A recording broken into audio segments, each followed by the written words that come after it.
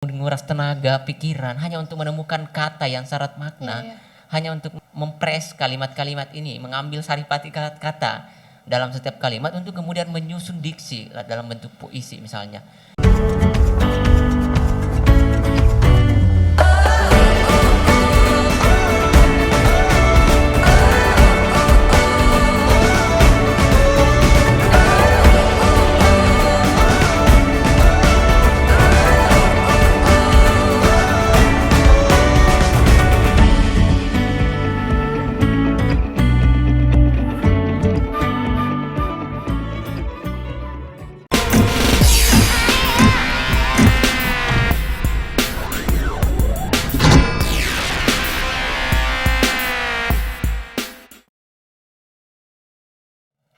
Assalamualaikum warahmatullahi wabarakatuh. Kembali lagi bersama saya Rizda di Note Podcast.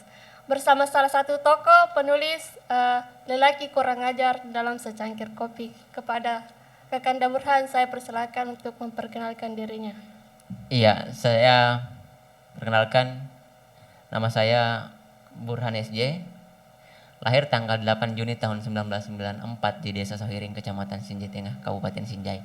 Kan pada hari ini yaitu tanggal 28 April 2022, di mana hari ini bertepatan dengan peringatan Hari Puisi Nasional dan juga diperingati sebagai wafatnya salah satu penulis puisi di Indonesia yaitu Chairil Anwar. Mungkin bagaimana sih pandangan kakak tentang hari ini yaitu Hari Puisi Nasional? Iya, menurut saya hari ini itu adalah hari yang paling bersejarah ya di Indonesia, di mana pada hari ini kita kembali pada kenangan sejarah dalam dunia sastra. Salah satunya itu adalah si binatang jalang istilahnya kalau dalam dunia sastra, orang mengenal Chairil. Karena pada hari ini juga adalah hari di mana peringatan wafatnya Chairil Anwar yang sebagai salah satu kiblat penyair di Indonesia ini. Dan saya pikir Chairil ini adalah salah satu sejarah yang berhasil untuk kemudian mencatatkan perjalanannya, namanya dalam sejarah peradaban manusia khususnya di Indonesia. Kan Chairil Anwar ini adalah salah satu penulis yang sudah mencetak sastra atau puisinya sebanyak 70 puisi. Kalau kakak sebagai salah satu penulis puisi, sudah berapa sih karya kakak atau puisi kakak yang sudah kakak terbitkan? Saya sendiri hampir setiap hari ya menulis puisi. Cuman ya itu hanya merealisasikan hobi. Kan kebetulan saya memang hobinya menulis. Jadi kalau kayak menulis puisi itu biasanya setiap hari saya menulis puisi. Luar biasa ya bisa menuangkan puisinya dalam setiap hari. Cuman kalau yang sudah saya bukukan baru kurang lebih baru ada 2 buku antologi puisi saya. Pertama itu antologi puisi saya judulnya Suara Aku Ingin Bebas. Lalu yang kedua itu adalah Lelaki Kafir di Tangan Puisi. Kedua buku itu adalah kumpulan puisi-puisi saya. Bisakah kakak menceritakan sedikit sinopsis tentang kedua buku dari kakak, hasil karya kakak itu sendiri? Jadi sebenarnya saya menulis banyak buku, cuman khusus antologi puisi 2 itu. Jadi antologi puisi saya itu cerita di situ sebenarnya saya menulis tentang kondisi sosial masyarakat. Karena tulisan-tulisan saya tidak pernah lepas dari kondisi sosial politik, kurang lebih begitu. Hanya saya bungkus dalam bentuk puisi. Jadi semua puisi-puisi saya di situ itu hanya mungkin ada 3 atau sampai 4 itu puisi-puisi romance, puisi-puisi asmara, romantis. Selebihnya itu adalah puisi-puisi tentang bagaimana saya berkisah tentang anak terlantar, orang-orang miskin, orang-orang yang tidak pernah mendapatkan perhatian dari pemerintah misalnya. Itu puisi-puisi saya begitu. Itu puisi-puisi sosial sih sebenarnya.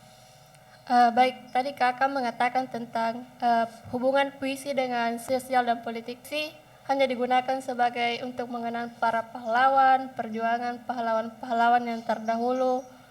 Saya pikir puisi itu menurut saya adalah salah satu alat perjuangan juga ya. Karena ketika kita misalnya melihat penyair-penyair di Indonesia, anggaplah misalnya W.S. Rendra Khairil. W.S. Rendra itu kan ada beberapa puisinya juga yang paling menggelitik ya sampai hari ini, ketika misalnya kita melihat puisi W.S. Rendra yang berkisah tentang masyarakat miskin. Ada juga puisi W.S. Rendra tentang apa ya judulnya ya, Masku Bambang, kurang lebih kira-kira begitu judul puisinya Rendra. Tapi saya selalu melihat Rendra tidak sekedar sastra puisi-puisinya, tidak sekedar karya sastra semata, tetapi lebih kepada alternatif, lebih kepada alat perjuangan. Jadi beberapa puisi-puisi penyair itu kalau kita lihat, bahkan bukan hanya di Indonesia kan, Iya. kalau puisi ini kan dikenal, kalau kita baca sejarah-sejarah sastra kuno itu dari ribuan tahun sebelum Masehi itu sudah ada karya-karya sastra kuno. Itu orang menulis syair-syair di batu, di tanah liat, itu yang kemudian bukan hanya tentang karya sastra dan estetika keindahan kata-kata saja, tetapi itu juga lebih kepada makna perlawanan, kira-kira begitu. Apa sih pengalaman kakak selama menulis puisi? Kan kita tahu menulis puisi itu saja sangat susah. Sedangkan menuliskan bait-bait kata itu sangat susah di apa namanya? Diutarakan. Jadi saya pikir apa ya, kalau khususnya kita di kabupaten sini ribet sih sebenarnya. Kalau di secara universal di Indonesia oke, mungkin orang sudah menerima puisi itu secara universal sebagai suatu karya imajinatif yang syarat makna. Tetapi ketika kita di Sinjai sendiri, saya pikir itu kita masih ribet. Entahkah itu karena kesadaran kita terhadap karya sastra yang minim, atau memang minat kita dalam dunia sastra yang tidak tidak ada atau rendah, kira-kira begitu. Kenapa? Karena ketika contohnya kita misalnya, kita ini kan masih muda. Iya. Ketika kita biasanya merenungkan 3 malam itu kita menulis bait-bait kata untuk menyusun satu narasi dalam bentuk puisi. Biasanya itu kan tidak pernah dihargai sebagai satu karya sastra imajinatif yang luar biasa, tetapi justru kadang mendapatkan perlakuan yang kontroversi dan bertentangan. Misalnya kita mempersembahkan satu puisi untuk teman kita ya, teman mahasiswa. Biasanya dianggap lebay lu, bucin lo. Padahal sebenarnya bukannya bucin, tetapi justru sebenarnya itu adalah karya yang bahkan ribet sekali dan penuh imajinasi untuk kemudian menyusun bait-bait yang penuh makna itu. Tetapi kadang mendapatkan komentar yang tidak menyenangkan di hati. Dan saya pikir itu adalah bagian-bagian dari tantangan kita ketika kita ingin menulis puisi, khususnya kita di Kabupaten Sinjai. Mungkin itu juga lah sehingga di Kabupaten Sinjai ini tidak kita kenal sebagai daerah yang dimana penyair-penyair tumbuh. Kira-kira begitu juga sih. Iya.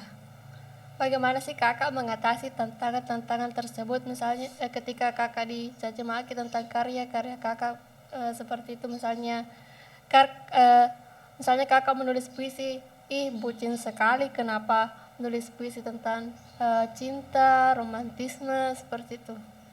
Saya pikir dari sekian banyak karya sastra, saya pikir hanya puisi yang mampu mewakili perasaan seseorang. Wah, Jadi tidak ada salahnya ketika orang mengatakan bahwa puisi itu adalah ungkapan hati seseorang, ungkapan pikiran, ungkapan pengalaman, ungkapan realita. Kira-kira begitu. Jadi persoalan saya pikir bahkan kalau orang berbicara tentang asmara dan apalagi tentang cinta kira-kira. Saya pikir puisi ini hanya itu yang mampu sedikit mewakili perasaan cinta seseorang ketika diungkapkan. Jadi tidak ada salahnya ketika orang misalnya berpuisi kepada kekasihnya hanya karena ingin mendeskripsikan perasaan Perasaannya. cintanya.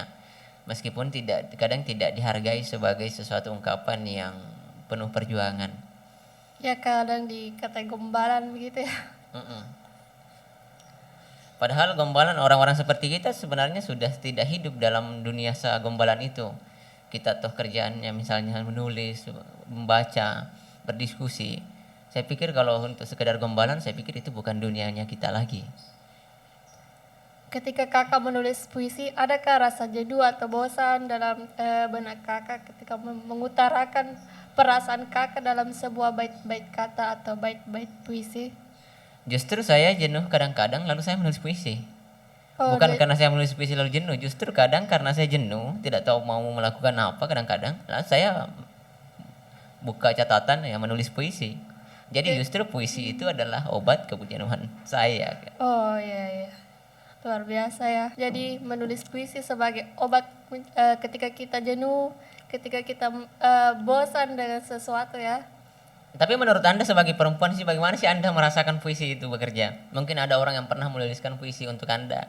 Untuk saat ini belum ada ya. Semoga kedepannya ada seseorang yang menulis puisi untuk saya. Meskipun Anda tidak pernah dituliskan puisi, tapi Anda pernah mungkin membaca puisi dan Anda merasa bahwa puisi itu untuk Anda. Pernah Ya, sih. dan itu maksud saya. Ya. Bagaimana rasanya? Rasanya ketika membaca puisi itu bukan karena kata-katanya, tapi bagaimana kita memahami isi sebuah puisi itu. Di mana seseorang menuliskannya mungkin dari lubuk hati terdalamnya, mungkin mengutarakan perasaannya melalui puisi-puisi itu saya anggap luar biasa ya. Melalui tulisannya mungkin dia ragu untuk mengutarakan secara lisan, mungkin jadi mungkin dia menuliskan melalui bait-bait puisi seperti itu.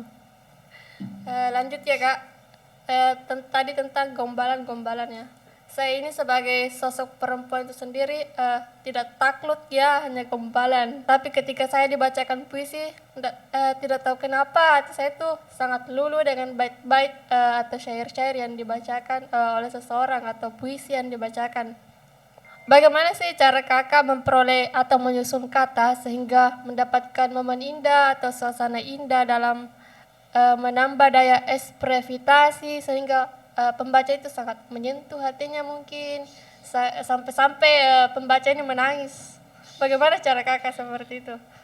Jadi misalnya, iya, orang menulis puisi itu saya pikir tidak bisa lepas dari selain kondisi internal psikologinya, itu juga kita harus juga mencari suasana yang mendukung. Jadi misalnya itu ketika misalnya saya mau menulis puisi-puisi sosial, karena itu saya sering ke desa-desa. Saya menyaksikan bagaimana kehidupan masyarakat di desa, bagaimana anak muda yang akrab dengan cangkul, bagaimana orang-orang yang tidak pernah tahu nama presidennya karena tidak pernah mengakses pendidikan. Itu saya saksikan, saya beradaptasi dengan kehidupan seperti itu, lalu saya menyusun puisi yang kemudian saya renungkan, saya imajinasikan untuk kemudian saya buat puisi. Karena itulah mungkin ketika orang membaca puisi saya yang anggaplah misalnya genre sosial, itu orang terbawa arus, terbawa suasana puisi saya. Demikian juga misalnya ketika saya menulis puisi tentang asmara, romance. Bahkan ada beberapa teman yang pernah mengaku ketika membaca puisi saya itu sampai meneteskan air mata tanpa sadar. Kenapa? Karena saya memang menulis dan membayangkan sesakit-sakitnya saya pada saat itu. Misalnya bagaimana seorang laki-laki yang senantiasa berjuang untuk mendapatkan perempuan atau untuk mendapatkan respon atas cintanya terhadap perempuan, tetapi justru dibalas dengan pengabaian. Atau bagaimana seorang laki-laki yang sudah lama mencintai perempuan, tetapi perempuan ini sudah lama juga mencintai lelaki lain. Itu saya susun dan saya imajinasikan kondisi seperti itu, lalu saya narasikan, lalu saya susun bait-bait dalam bentuk dalam bentuk permainan diksi yang sistematis. Kira-kira begitu. Bagaimana sih Kak pandangan orang-orang di sekitar kakak tentang menulis puisi yang hanya kerjaan kakak menulis dan menulis? Iya, tentu teman-teman saya juga kadang risih. Mur, kenapa kamu kerjanya hanya menulis? Kenapa tidak cari uang? Atau kenapa tidak jadikan tulisanmu sebagai komoditas? Saya selalu bilang bahwa saya merasa jiwa saya di sini, hobi saya menulis. Dan saya menulis memang karena saya merasa hobi saya harus disalurkan. Yang kedua, saya merasa bahwa dengan saya menulis ada beberapa orang-orang yang merasa terwakilkan dengan tulisan saya. Kalau misalnya saya pikir ketika misalnya ditanya tentang bagaimana tulisan saya, puisi saya menghasilkan nilai ekonomi, menghasilkan uang untuk kebutuhan, saya pikir tidak di situ. Saya tidak dalam wilayah itu. Karena saya pikir ketika saya berbicara tentang kebutuhan ekonomi, saya dari dulu memang seharusnya jadi pengusaha, tidak jadi penulis. Karena itu memang saya tidak jadikan karya saya sebagai komoditas. Kira-kira begitu. Dan saya pikir ketika misalnya kita ingin menulis dan kita merasa bahwa hidup ini hanya tentang kebergunaan, saya pikir orang tidak akan pernah berimajinasi untuk jadi orang yang mapan. Karena saya pikir hidup ini selalu cukup untuk orang-orang yang senantiasa bersyukur. Kira-kira begitu. Jadi persoalan lingkungan yang pasti kontroversi. Teman-teman saya ada yang senang dengan puisi-puisi saya, tapi di balik itu banyak juga teman-teman yang selalu meminta saya untuk menjadikan itu sebagai komoditas karena melihat kondisi kehidupan saya yang mungkin yang begini-begini saja, dan saya nyaman sih sebenarnya dengan kondisi itu.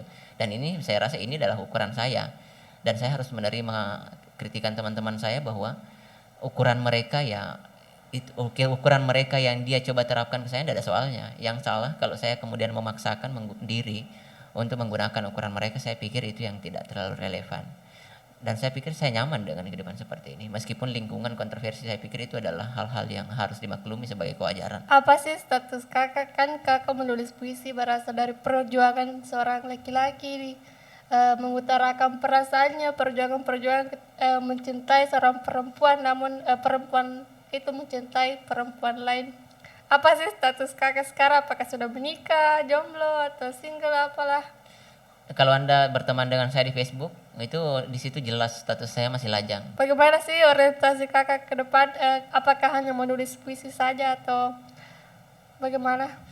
Sebenarnya Ada menulis ini hanya itu, saya bilang bahwa menulis ini adalah hobi saya. Persoalan orientasi ke depan, saya membayangkan itu ke depannya saya menulis lebih banyak dari sekarang. Jadi mimpi saya itu bagaimana saya menulis sebanyak-banyaknya. Entah tulisan saya berguna atau tidak, ya saya merasa menyalurkan hobi saya menulis. Saya merasa perlu melakukannya. Persoalannya nanti misalnya tulisan saya tidak menjamin hidup saya atau apa, itu urusannya nanti. Tapi persoalannya yang paling penting saya rasa saya harus menyalurkan hobi saya, yaitu menulis. Dan saya merasa ke depannya saya harus menulis lebih banyak dari sekarang. Wah, luar biasa ya. Memangnya apa sih yang menjadi inspirasi kakak sehingga menjadi penulis yang luar biasa sampai saat ini? Saya sebenarnya terinspirasi dari beberapa tokoh. Salah satunya Sartre. Sartre bilang penulis itu punya dunianya sendiri. Entah dia dicaci maki, atau dia dihina atau dipuji setinggi-tingginya, penulis selalu menempatkan kata seperti penembak agar tepat sasaran. Dari situ saya mengambil kesimpulan bahwa benar kata Sartre, penulis itu punya dunianya sendiri. Kita menciptakan dunia kita sendiri. Karena kan selama ini kita terlalu banyak hidup berdasarkan anggapan orang lain. Kita terlalu banyak hidup berdasarkan anggapan tetangga. Kita terlalu banyak hidup berdasarkan anggapan teman-teman. Dan kita terlalu banyak hidup berdasarkan anggapan kekasih, kadang-kadang begitu. Karena itu saya menemukan, membaca beberapa karya Sartre, saya terinspirasi di situ. Penulis itu menciptakan dunianya sendiri. Yang kedua adalah saya terinspirasi dari salah satu sastrawan paling populer di Indonesia, Pramudian Antatur. Bahwa setinggi apapun ilmu pengetahuan seseorang, ketika dia tidak menulis maka dia akan hilang dari sejarah, hilang dari masyarakat. Karena itu kata Pram, menulislah. Karena menulis adalah bekerja untuk keabadian. Kira-kira begitu. Itu yang membuat saya terinspirasi untuk menulis. Karena saya pikir dalam dunia politik, sejarah selalu ditulis oleh pemenang. Tetapi karena saya tidak dalam politik praktis, tidak berpotensi jadi pemenang dalam kekuasaan, karena itu saya harus tulis sejarah saya sendiri. Kan kita ketahui diksi itu adalah pemilihan kata.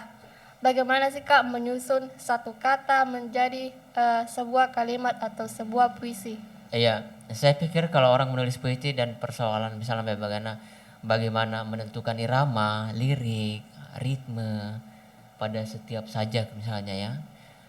Tentunya kan semua itu diambil dari saripati kata tentunya. Tapi saya pikir itu adalah soal-soal teknis.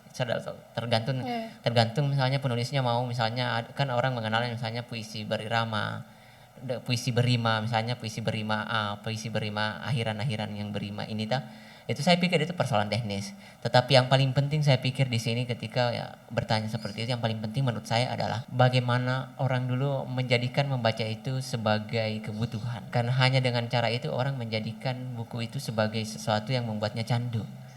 Karena orang tidak mungkin menemukan kata yang syarat makna misalnya dalam karya sastra untuk kemudian disusun dalam satu sajak yang penuh lirik, ritme, nada di dalam bait-bait puisinya ketika orang tidak menemukan makna dalam setiap karya. Jadi saya pikir itu dulu, yang paling penting dulu adalah bagaimana orang memperkaya kosakata. Karena hanya orang yang punya kosakata yang cukup yang mampu menemukan kata-kata yang syarat makna. Nanti ketika misalnya seseorang sudah memiliki kekayaan kata yang seperti yang saya sebutkan di awal, saya pikir imajinasi bekerja di situ.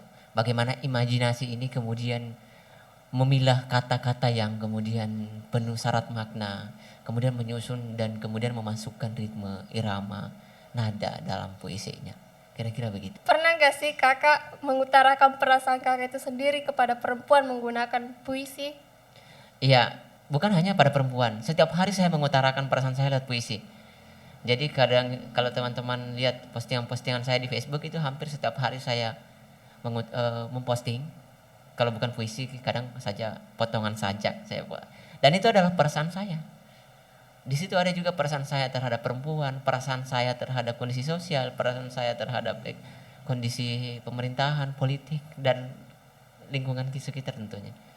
Bagaimana sih kakak mengubah stigma atau pandangan-pandangan terhadap puisi itu? Ada yang menganggap puisi itu bucin, seperti itu kak?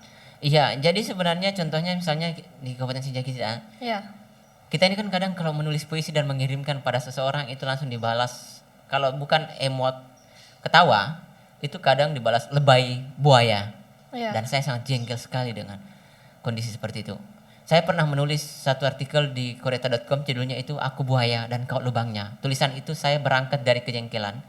Karena saya menulis puisi itu saya tulis kurang lebih 4 jam, saya renungkan, lalu saya kirimkan pada seseorang. Lalu seseorang itu membalas, dasar buaya. Dari situlah saya menulis artikel judulnya Aku Buaya dan Kau Lubangnya. Berangkat dari kejengkelan itu. Kenapa? Coba bayangkan teman-teman sekalian. Ketika misalnya kita ini setengah mati, kemudian menguras tenaga, pikiran, hanya untuk menemukan kata yang syarat makna, Iya.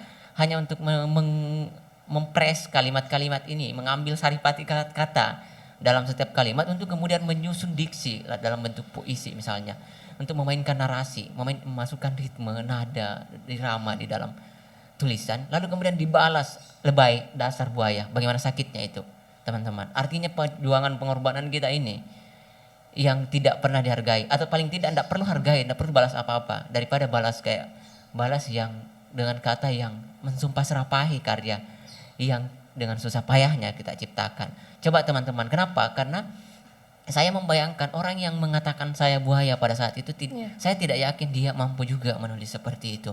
Bayangkan ketika misalnya kita membaca puluhan referensi, kita membaca beragam karya sastra dari sekian banyak tokoh-tokoh penyair misalnya, lalu kita ambil dari sekian dari kata-kata yang terpenting misalnya dari karya-karyanya untuk kemudian kita kembangkan untuk menulis satu puisi juga, kemudian dipersembahkan padanya, lalu dibalas buaya, dasar laki-laki buaya. Bagaimana sakitnya itu? Kira-kira begitu. Dan itu pernah saya alami. Bahkan pengalaman saya itu menghasilkan satu artikel yang berjudul Aku Buaya dan Kau Lubangnya. Begini ya kak, banyak sekali orang yang suka puisi tapi tidak suka menulis. Bagaimana pandangan kakak? Suka puisi, suka membaca tapi tidak ada minatnya menulis. Iya, bukan hanya dalam wilayah puisi, bahkan banyak itu terjadi secara umum. Banyak orang tidak bisa mencangkul tapi suka makan padi. Atau banyak orang tidak bisa mencangkul dan tidak bisa menanam jagung tapi suka makan jagung. Kira-kira begitu. Banyak orang yang tidak suka menulis puisi, bahkan tidak suka menulis, tapi suka membaca. Kenapa? Karena mereka tidak menyadari bahwa sebenarnya setiap sesuatu yang istimewa yang tersuguhkan itu melewati proses yang panjang. Tapi saya pikir ketika orang misalnya menilik lebih jauh, orang akan tertarik juga pada prosesnya. Dan saya pikir orang-orang seperti itu cenderung kritis. Kenapa? Karena hanya dengan dasar kritis lah orang bisa menikmati hasilnya dan penasaran terhadap prosesnya. Dan itu berlaku dalam dunia sastra, terutama dalam puisi. Bagaimana orang menulis puisi yang luar biasa dan orang tidak puas di situ, tetapi orang lanjut bertanya, apa yang membuat orang mampu menghasilkan puisi yang begitu istimewa, yang begitu memukau, memikat. Nah, orang pasti akan telusuri misalnya bagaimana Chairil Anwar menulis tentang aku sehingga misalnya dikenal sebagai binatang jalang.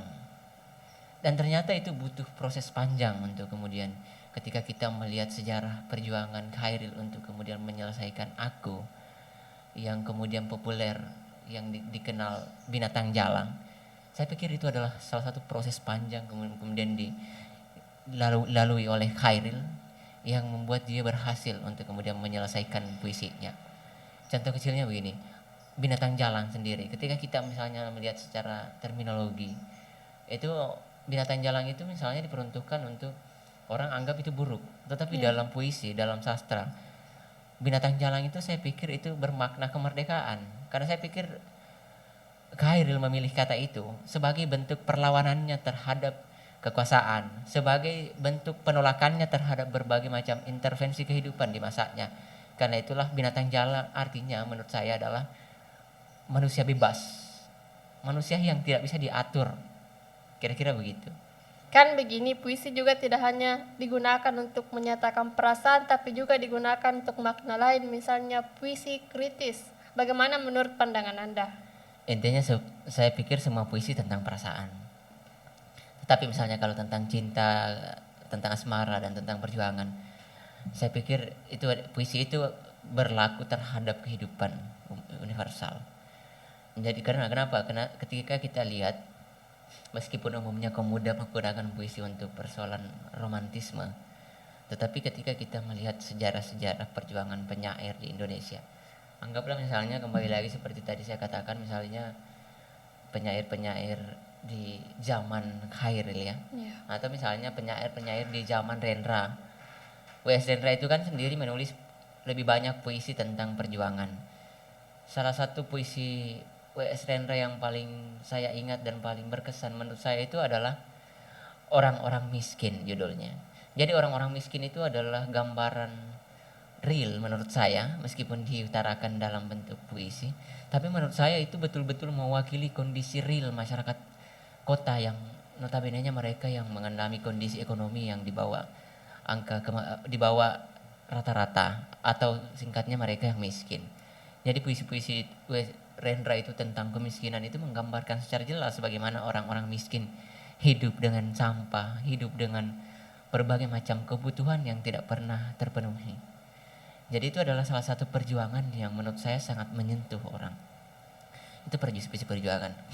Dan itu benar bahwa puisi itu sebenarnya bukan hanya tentang cinta, tetapi kalau misalnya bertanya tentang puisi itu apakah mewakili perasaan, saya pikir tidak bisa dipungkiri puisi adalah perwakilan perasaan.